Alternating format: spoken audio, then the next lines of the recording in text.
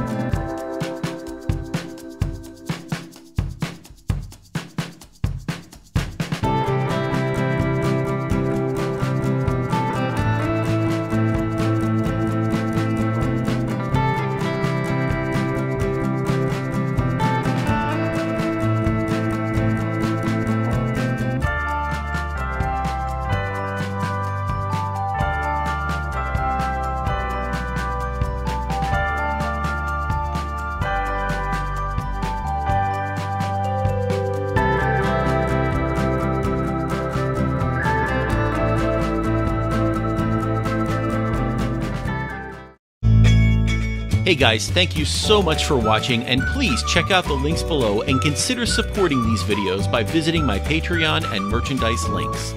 But the biggest thing you can do is like this video, subscribe to the channel, and share it with all your friends.